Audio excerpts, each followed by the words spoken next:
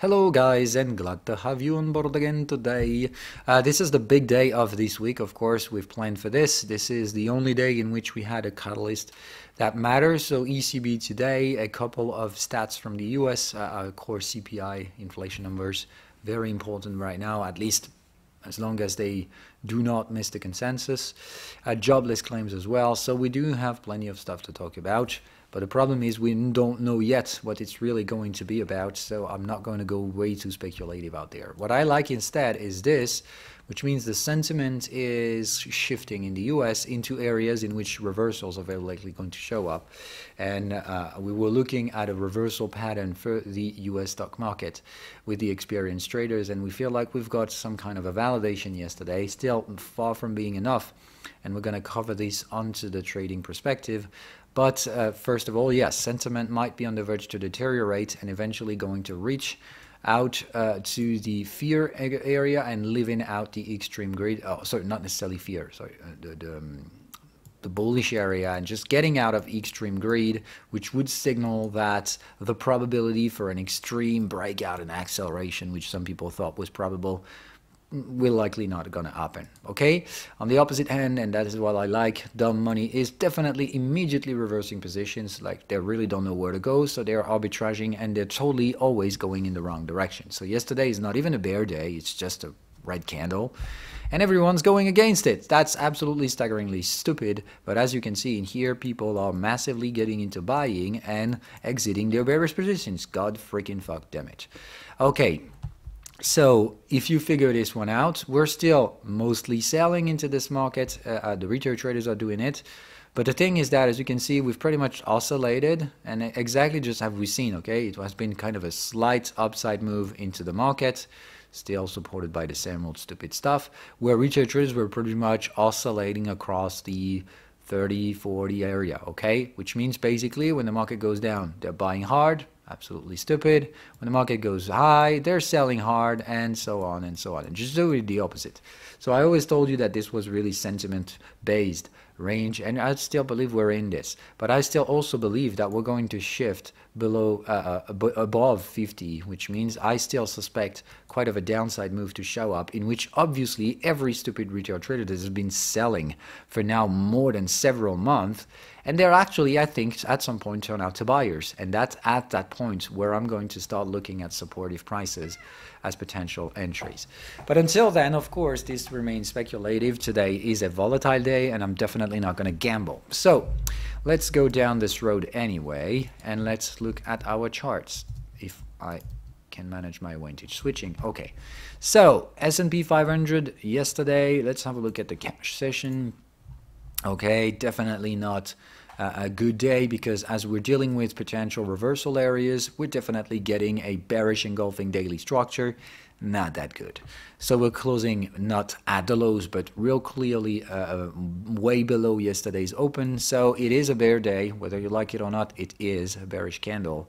It is signaled as well in the momentum. So yeah, I would say sorry folks, but the party seems to be over. So it's not about time to be stupidly fighting against the market top, but goddamn assessing that profit taking was freaking rational, and lots of retail traders will probably fight against that, but lots of institutional traders will likely trigger their profit taking.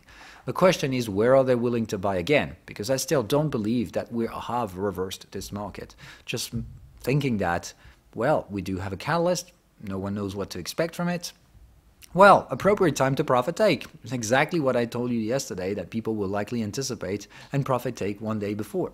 That's exactly what happens. So, of course, we do have a signal. That means expectations are neutral, but people are profit taking because prices were fairly higher rather than the opposite. So it's really that simple.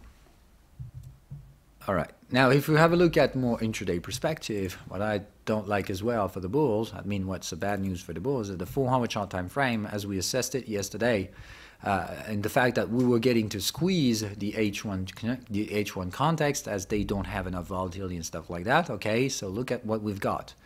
Absolutely ugly exit reversal pattern, prices immediately answering with a negative behavior. Well, back into the support context, there is a reasonable question to think about whether we're going to break it or not. I sincerely believe we will, but I can't tell for sure. So, of course, to me, it has been short selling, Now we're getting validation. So as we get validated, I know that I can put my stop loss in here safely because the taking profit patterns are not enough to put a stop loss out of the market top, but the exits are definitely. So right now I'm bearish.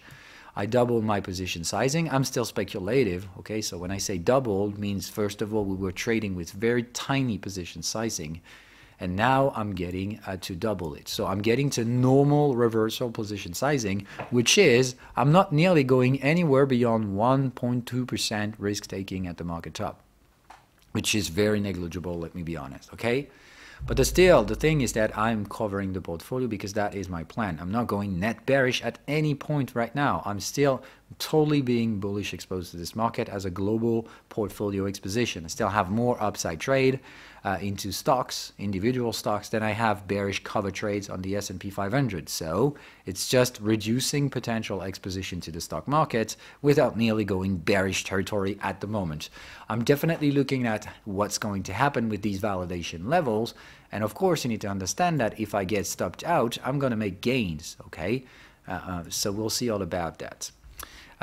So looking for potential confirmation, that is what I'm doing in the stock market right now. So covering into the broad market sentiment, S&P 500, so I don't get too much into one specific sector.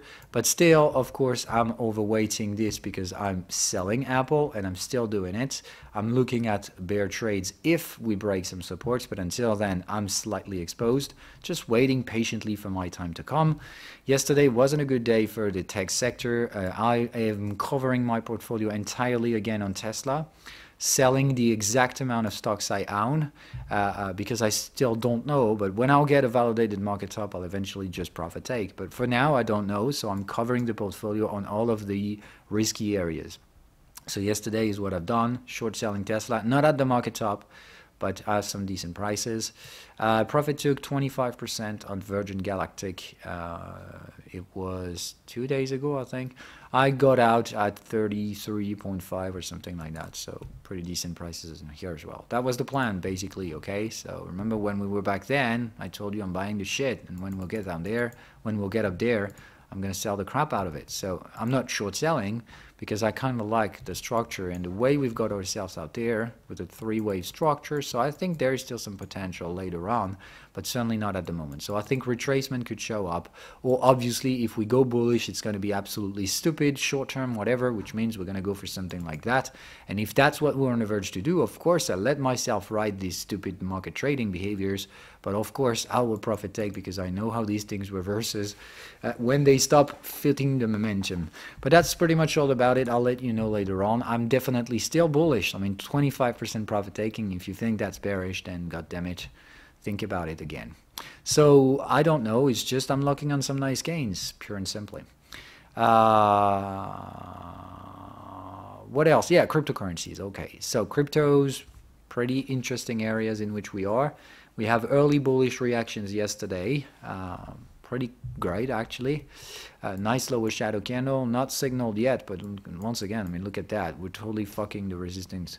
We're totally fucking cycles on the higher time frame, or we're very likely going to be doing such a thing, and we would be potentially like building an intermediate pullback. Still, in my personal opinion, some potential down the road. I'm just looking at it. I still believe that this was a breakout now. So as long as this looks like it, I mean, we've gone far beyond what I expected. We've validated that breakout in here. We've confirmed it at that point. So yeah, I never thought this would be that. And believe me, I'm not changing my mind. When we got this breakout, I definitely didn't want to follow it. But the reality is that right now, what I have in front of me is a validated, confirmed breakout. I just can't deny it. So I'm going to try and follow on Bitcoin as long as I am not proven wrong. I know it could be a mistake, okay? So I'm definitely going to trade with signals only. Yesterday was one of these days in which we probably had one of these signals. So I'm going to try and follow only if I have a breakout of the third range boundaries, because that is the trend follow strategy for me. So if we do have bullish reactivations of this market and going to look for resistances once again, I'm going to apply trend follow. I've explained that on the weekly update, stating the fact that I definitely see that some things might be changing on the overall background structure of the Bitcoin. So as long as I am not proven wrong, I'm going to apply trend follow. Of course, I'm going to go cautiously. That also means that if I'm wrong, I'm probably going to take a stop loss and a little loss. But that's pretty much all about it. I'm not going to look for cover trades as long as this thing goes as it is right now. I'm not going irrationally bearish, and I don't think there's reasons to do so. I also plan at some point for a potential harsh and violent pullback at 13K, of course, but we have to break these trends first. And I don't feel like we're doing such a thing at that point. I think we're just narrowing volatility inside resistant contexts that have been broken, and that's a sign of a trend. So I need these to be proven. That's the first time we're going ranging 2 times below the local time, the trend time frame. Okay, so remember, we always go 2 times below. So here is our range. If we break this range to the upside by breaking its third range boundary, there is a trend following opportunity, pure and simply. So now I'm looking at the market to give me the answer. Are you willing to trend follow, or are you willing to release the gas? That's absolutely, totally, both options feels probable to me. I just don't know which one is the one the market's going to take. So I'm definitely paying a lot of attention to cryptos right now, trying to figure out what the direction is, and I'm going to follow whatever the guidelines will be. So carefully looking at, but not doing any more than that. Anyway, besides that, today for me is the release date of a game I will like to play. Just kind of a memory of my old gamer's life. But still, yeah, that's something I was waiting 10 years for. So today's the release of that game. I'm probably going to be off for the next 2 days. Or at least less present for the rest of that week. So basically just today is going to be an ECB day, pretty boring. And tomorrow, that depends. Of course, I'm always a trader more than a gamer, so don't get me wrong. I'm always going to get a chart on the second screens aside. So I'm always going to monitor things. I still have my alerts. But, well, anyway, as long as we do not trigger something significant enough, I'm not going to do it. So I'll still be there to let you know if I find something interesting throughout the Discord as always. So in the meantime, I'll be less present into the Discord, just the bare minimum requirements. Until then, wish you guys a pleasant day and see you later.